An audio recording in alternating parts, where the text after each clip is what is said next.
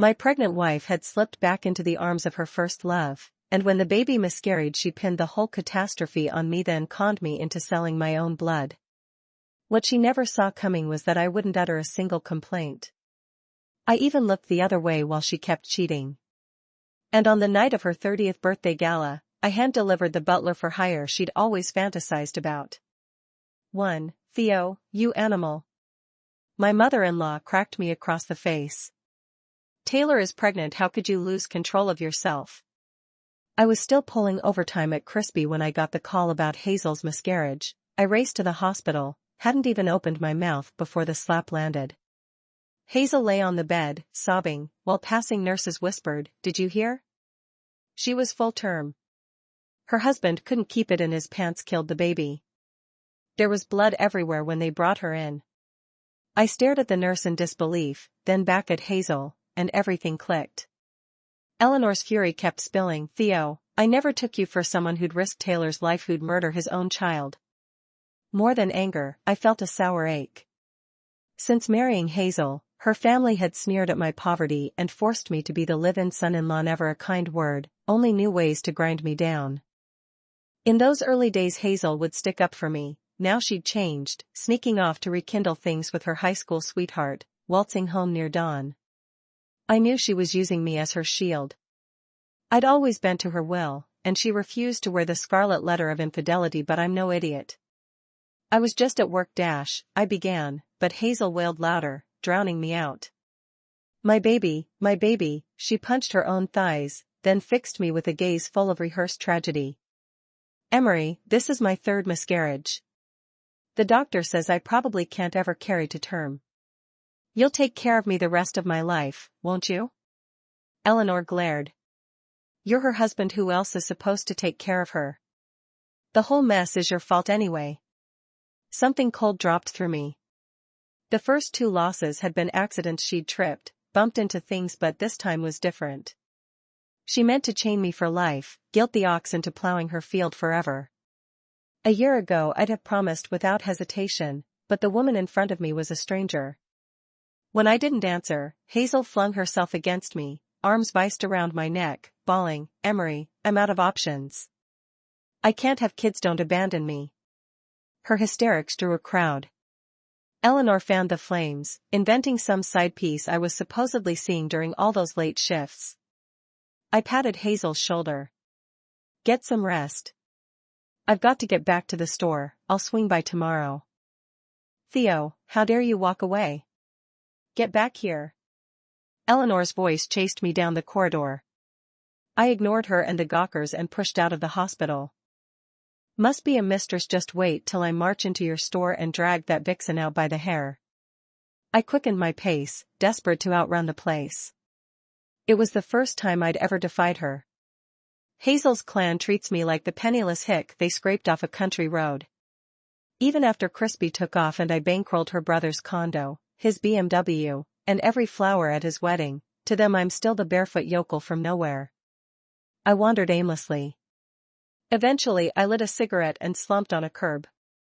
Zach clapped a hand on my back. "Rough night with the dragon lady again?" Vance lit up, exhaled a lazy ring. "Grow a spine, man. Why kowtow to those witches? They walk all over you because you let 'em." "Hey, isn't that your Hazel?" "2, I followed Zach's finger. The silhouette sharpening under the street lamp was unmistakable. I rubbed my eyes. "Definitely Hazel." My phone read 2:05 a.m. barely 4 hours since I'd left the hospital. She'd already bounced back from losing a child. She was painted to the nines, off-shoulder black top, microscopic leather skirt, heels clicking like dice on marble. She had her arm threaded through Julian's, cooing against his shoulder, zero sign of maternal grief. I gave a dry laugh. Zach spat on the pavement. "Disgusting. She hasn't even healed and she's back at it, serves her right." Vance tried to haul me over, but I shook my head. I already knew. "You're kidding me. You swallow that? Call her out, break his face, then file the damn divorce." "It's not about swallowing, Dasho. What are 2 dudes doing feeling each other up over there? Spying on us?" Julian shouted. Hazel's face drained, she slid her arm free, but Julian yanked her back, hand on her waist, daring me with his eyes. I bored my stare into her, she stared at the ground. Who's spying, you self-absorbed clown? Zach bristled, ready to swing. Only my grip on his sleeve kept him from charging. Julian gave me a smirk. Taylor, how'd you end up shackled to a guy like this? Wait, aren't you the delivery dude from that stormy night? No wonder you look familiar. I flashed back, torrential rain, a double combo order no rider would touch. I'd suited up, ridden across town soaked to the bone so the food wouldn't go cold. I hadn't clocked the customer's face, turns out it was Julian. That night we were worn out from our own workout, and your chicken hit the spot. First-class service, man. Veins pounded in my temples, my fists clenched so tight my knuckles cracked. Julian leaned in. Didn't expect an encore performance tonight, hope you can still deliver. I cocked my arm to smash his grin, but Hazel seized my wrist.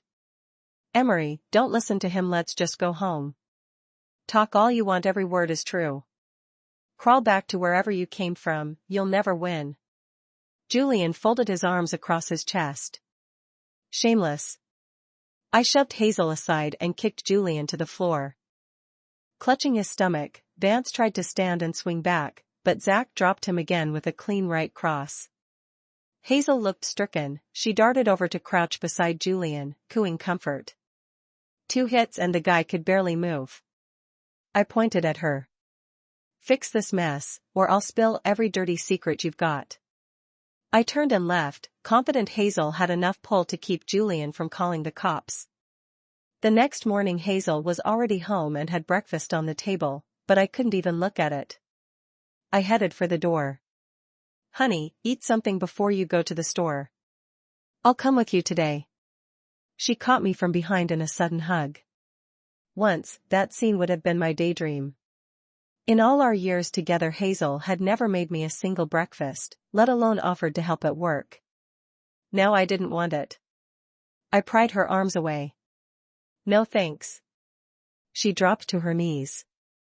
I'm sorry, I never meant for it to go this far. You were always buried in the shop, never any time for me. I almost laughed first time I'd heard cheating blamed on a busy schedule. So it's my fault? No, no. Forgive me, please. It won't happen again. Remember how happy we used to be? Tears streamed down her face. Yeah, we had been happy. No matter how tough things got, someone always cared. Now that same person lied to me at every turn. Watching her sob, I felt nothing. Once, her tears would have shattered me, I'd have forgotten every wrong. If you like kneeling, keep at it. I stepped around her and reached for the door. You promised you'd take care of me forever. You swore on your mother's grave you'd always be good to me. Her voice rose to a shout. I kicked the trash can aside. Then consider me dead. She still clung to my leg like a vice, I couldn't shake her off, so I dragged her to the shop. Business was booming, non-stop hustle.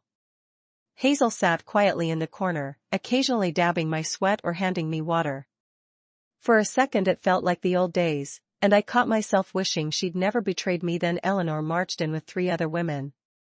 Theo, you heartless bastard, making Taylor slave away in this dump.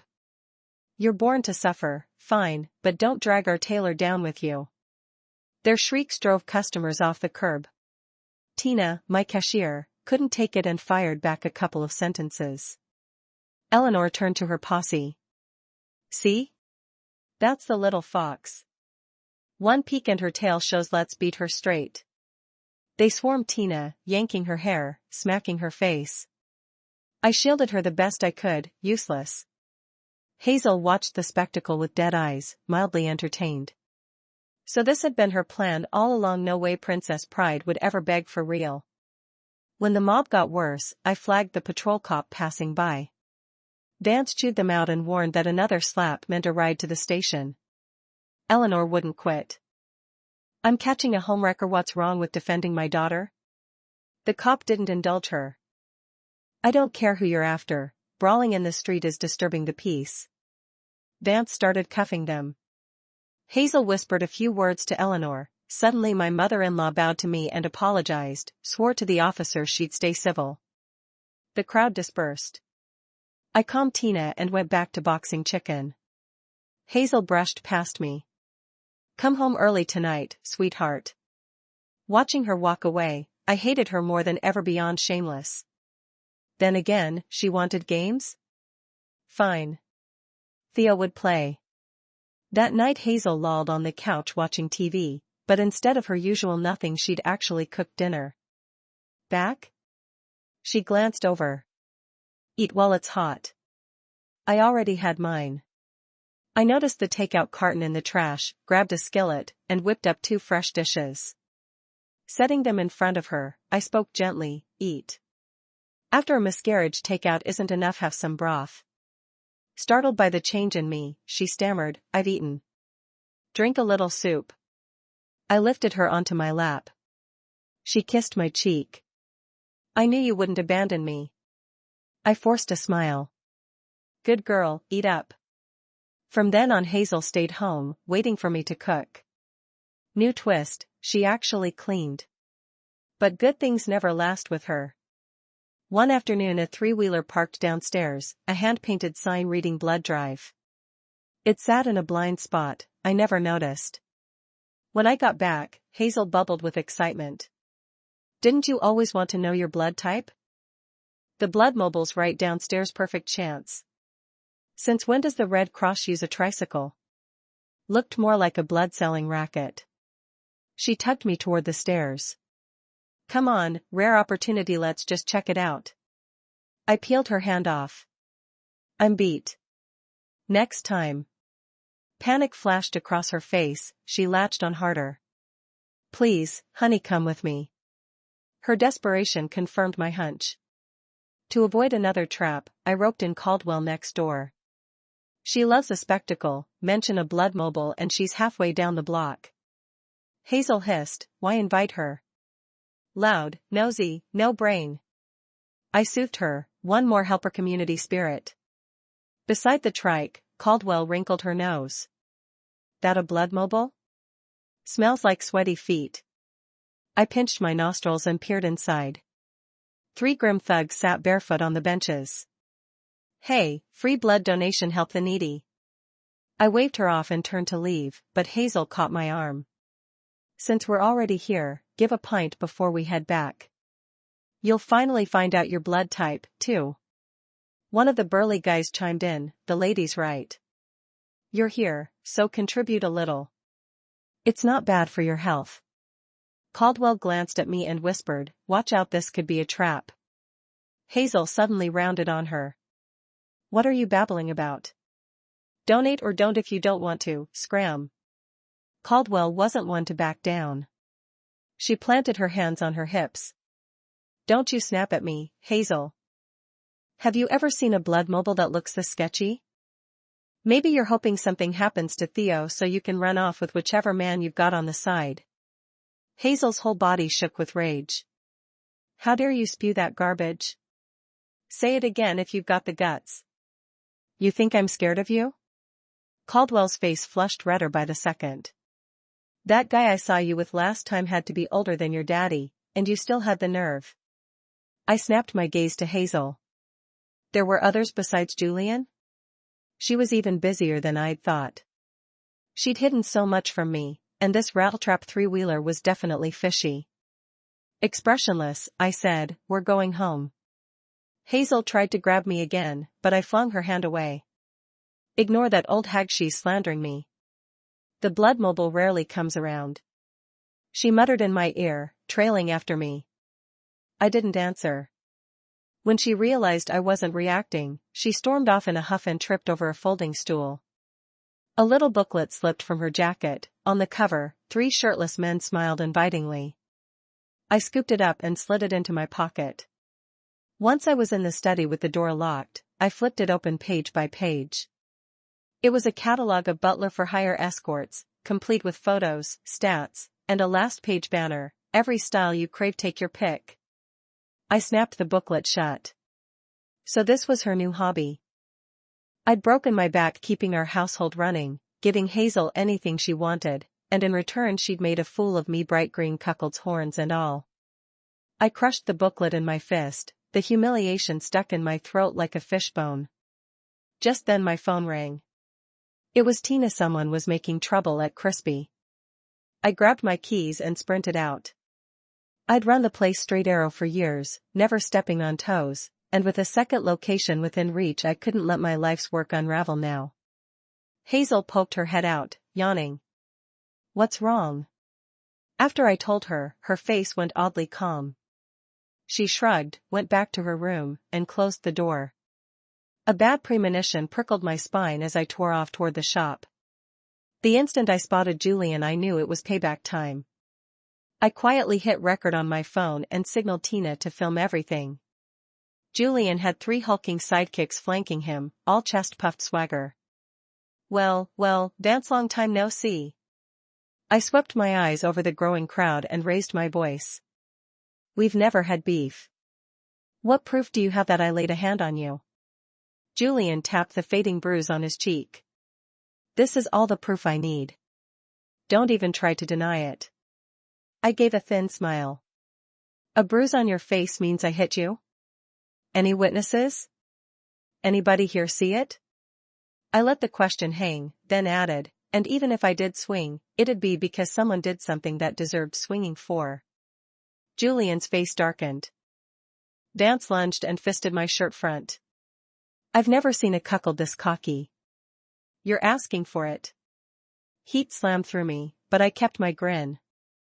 Still just a sneaking adulterer, aren't you, Julian? Too trashy for the spotlight. Go on, make Hazel give you a real title. You bastard! His knuckle smashed into my cheek. The onlookers gasped. Tina darted to the register and had someone call 911. I tongued the inside of my lip, tasted iron, and laughed. That all you've got? My taunt pushed him over the edge. Vance cocked his fist for round 2 just as sirens wailed and cops poured in, pinning Julian and his thugs against the counter. I handed over the audio and a security clip of him trashing the place. No matter how loud Vance screamed, every broken chair and shattered plate was tallied against him. Exhausted, I trudged home. Hazel peeked from the bedroom, surprised. Already back? Tired, I muttered, eyes closed. She didn't press, didn't ask about the store. I was sure tonight's chaos bore her fingerprints, but I let her strut. The real show hadn't started. Next afternoon Zach texted, the blood mobile had been busted just as I'd guessed, it was luring people into illegal blood sales. Looked like Hazel wouldn't mind if I wound up drained or jailed, as long as she could gallop off with her boy toys. Not this time. I was done playing nice. That night I found Eleanor in the living room. I greeted her out of habit, she never lifted her gaze. I left her to her sulk and locked myself in the study. A little later Hazel breezed in bearing a foot-soaked basin, all syrupy smiles. You've had a long day, honey. Have you eaten? Let me wash your feet so you can turn in early. I stayed silent, watching the performance. She knelt, peeled off my socks, and began scrubbing like some devoted geisha treatment I'd never received in all our years together. I was about to ask why Eleanor was here when the woman herself burst in, shoved Hazel aside, and sloshed the entire basin over me. So you think you deserve a foot bath? Taylor just got over being sick, and you make her kneel for your stinky feet? Who do you think you are? I wiped my face and growled, get out, you lunatic. That only fueled her. You believe a couple of fried chicken paychecks make you royalty? Remember how you used to kiss our family's ass? This is my house out, she shrieked. I'd had enough. Besides the down payment on this place, what have you people ever paid for? Every dollar that's run this household, including your beauty club fees, your Pilates scams, every last smoothie subscription has come out of my pocket. Eleanor froze for a second, but still pulled her shoulders back. Say whatever you want, you owe this family, and this is what you're supposed to do. I gave a cold laugh. Hazel stood to one side, not saying a word, not even lifting her head. I turned and walked away. Behind me Eleanor shouted, "You can leave, but first pay us back for this house you've lived here for years." I stopped, turned, and fixed her with a glare so sharp it could cut glass, then walked straight toward her, one deliberate step at a time. "Then give me back every cent I shelled out for your son's house, his car, and his wedding. Let's do the math, line by line." Eleanor's eyes darted left and right, but her voice stayed loud. "You gave that money willingly. You never said you wanted it back, so why should you get it now? And why should I pay for this place?" I asked, voice ice cold. Her face flushed crimson, she jabbed a finger at me, too furious to speak. Seeing her mother lose ground, Hazel hurried in to smooth things over, grabbing my hand and pouring on the sweetness. "Honey, Mom didn't mean it like that. Don't twist her words. Come eat before the food gets cold." I changed clothes and let Hazel tug me to the table. I shoveled down a couple of mouthfuls, then headed for the bedroom. Passing the kitchen, I caught snatches of a whispered conversation. "That pauper Theo actually dared talk to me like that. Looks like Vance has grown a pair." Eleanor hissed. "Taylor, is your plan going to work? Will Vance really buy us another house?" "Vance is rolling in cash now. The chain stores are popping up everywhere," Hazel answered. "We can't turn on him yet. If we're going to flip the table, we wait till his money's in our hands. You had to hand it to the two of them Oscar-worthy performances. They sneered at me every chance they got, yet they couldn't keep their hands out of my pockets. Not a single dollar would be left for them, dream on about another house. Did they think I was still their pathetic lapdog? Even if we divorced, I'd make sure Hazel walked away with nothing. The very thought of them made my stomach turn. How had I been so blind? Next morning Hazel glued herself to me, insisting we go house hunting. She claimed she'd already sent Eleanor home and had cooked a huge lunch. "Babe, let's grab one more place and give it to Mom. That way she'll finally admit you can buy your own house." "She already has a house," I said without looking up. "Buy another and it'll just sit empty." "Oh, come on," she cooed. "We can afford it. You have to prove to Mom that the old Theo is history." I curled my fingers around hers and flashed a grin. "If my wife says buy, we buy." She squealed and kissed me. I dodged to the bathroom and scrubbed my teeth for 5 straight minutes. Hazel was so eager that she dragged me to the sales office that afternoon. We'd barely toured the model unit when her phone rang. She stepped away to take the call, but I drifted close enough to overhear fragments. "New collection, you'll love it." She hung up glowing, "The apartment forgotten." "Hubby, something just came up. This place is perfect, let's sign right now." I hesitated, slipping an arm around her. "Truth is, the franchise is cash-strapped at the moment. That price tag's too steep, I can't swing it today." "Why didn't you say so earlier?" she snapped. "Transfer whatever you've got, I'm out of here." She spun on her heel and left without a backward glance. I smiled after her. No house, no transfer ever. Back at the shop, 2 officers walked in, badges flashing. "Vance, we found large unexplained transactions on your account, suspected money laundering. Come with us." Baffled, I started to protest, but they escorted me out. At the station they grilled me about a bank card I'd handed over ages ago. Hazel had claimed Eleanor needed an extra account, and too lazy to open one, asked for mine. Back then I trusted her completely, never imagining it would become a trap. I told the detectives the card had been in Eleanor's hands all along, but without hard proof and with her denying everything, I had to cool my heels in a holding cell. Not once did Hazel visit or even call, only Tina and Zach brought essentials. That woman was cold steel. Clenching my fists, I glanced at the corridor camera and remembered the home security system. I'd handed Hazel the card and the living room footage should exist. I begged Zach to pull it. The next afternoon they released me with a lecture about sharing bank details. Eleanor had fallen for a scam and unwittingly laundered funds. She drew a 2-year sentence. I walked in to find Hazel in bed, cheeks flushed. When she saw me she coughed theatrically. "Honey, I got sick the day they took you, and I still haven't recovered. I can't believe Mom would do such a thing." She sniffled. Don't blame me for not visiting, I literally couldn't move.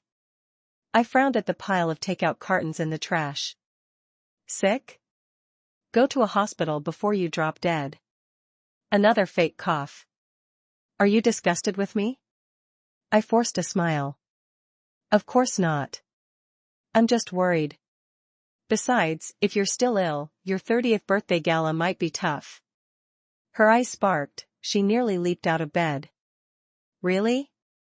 You'll throw me a gala? I thought you'd forgotten. I squeezed her hand. Absolutely. I wanted it to be a surprise, but with you sick, I'll be fine in no time, she cut in, terrified the party might vanish. Since we married, every one of her birthdays has been a spectacle, she basks in envy the way cats bask in sun. I grinned. This time you choose the decor, the menu, sky's the limit. The more guests the merrier. Hazel sat straight up. Honey, you're such a sweetheart. So about that house. We'll buy it. As long as it makes you happy. I kept cooing. 9, Hazel flung her arms around me. Then I'm inviting everyone I know so they can see how amazing my husband is to me. I patted her back, secretly gloating the curtain was about to rise. All week Hazel dragged me through malls, swearing her 30th had to be flawless, the kind of party every woman envied. Watching her beam, I pictured tomorrow's public meltdown and chuckled aloud. The next afternoon I made sure Zach was there. Vance clapped my shoulder and sighed. Any woman in the world, yet you pick Hazel. Look at this shameless photo, her riding some stranger in a club, and you're still bankrolling her gala. Not worth it, man. You'll decide if it's worth it soon enough, I said, smiling. What scheme have you cooked up now? Vance asked, hooking an arm around me. Babe. Hazel appeared in a scarlet mini dress, latching onto me. There you are. Half the room wants to talk to you. She tugged me away, gloating to her clique. Once the gala started, Hazel hogged the mic, rattling off how fabulous her life had become, how respectable she now looked. Every bit of that fabulous, respectable life came from me, though she never thanked me once. Finally it was time for my gift. A giant pink crate, plastered with hearts, rolled out, and the crowd gasped. I lifted the lid slowly, smirking. 3 waiters in tuxedo shorts rose, each holding roses. Happy birthday, Hazel. Come play with us anytime. They circled her, dancing, tucking blooms behind her ears. Hazel hurled the roses down. Who sent this trash? Security, get them out. But the screens flashed her with man after man, whispers erupted, phones shot up for footage. Furious, she slapped one of the dancers. Scum, get lost. Shut it off. Clip after clip rolled, volume rising. Hazel stamped her heel, cheeks blazing under the stares, then covered her face and bolted. I glanced at Zach. Vance gave me a thumbs up. Shameless witch had it coming. Let the world see what she really is. When the crowd dispersed, I settled the bill and drove home to end things.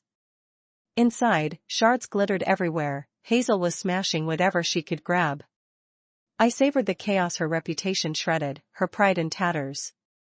Theo, you broke loser. You dare set me up? Think your dumb little fried chicken shack makes you a tycoon? You'll always be the penniless nobody I found. 10. You're the one who cheated. I'm the victim here, remember? I stayed calm. She pitched an ashtray, I sidestepped. I never realized how vicious you are, stooping to garbage like this. She shrieked. Vicious? If Hazel claimed second place for cruelty, no one dared claim first. She'd tricked her own mom into laundering cash, cuckolded me countless times, caroused with any man who'd pay, then plotted to ruin me. Yet now she denied it all. Don't slander me, Theo. Everyone knows you keep some tramp on the side, never home. You drove me to this. I stepped forward and clamped her throat. Still lying well cornered? You have no clue what I swallowed all these years. Fraud, betrayal, your heart's ice. You were born a coward, no cash can scrub that bumpkin stink off you, she hissed. I flung her to the carpet, hands trembling. A ringtone blared, I snatched the phone. Hey, gorgeous, when are you free? We miss you, babe. Her face drained, I ended the call blankly. Another rang. Hazel, fresh butler for hire crew just arrived waiting for you. She lunged, tore the handset away, and slammed it to pieces, shrieking, stop the act, Theo. You set up every single stunt, didn't you? Yes. And you deserved every second. She burst into wild laughter. Know what? The baby I miscarried wasn't even yours. I was never pregnant by you from day one. My scalp prickled. She'd lied from the start. All that sweetness had been theater. Then why marry me? I growled. Because you're stupid, obedient, and house-trained, she simpered, stroking her cheek. Crimson blurred my vision, fury throbbed, demanding I tear her apart. Instead she whipped out a knife and pressed it to my spine. If I'm finished, we both burn. Before she could stab, officers stormed in, pinning her down. Zack rushed after them. Rot in hell, you twisted witch. I handed detectives every file. Hazel's escort scams and laundering were irrefutable. She'll grow old behind bars. I sold the house and left the cesspool behind. Thanks for listening. If you enjoyed the story, hit like and share it with friends. Tell us your thoughts below, and don't forget to subscribe for more. See you next time.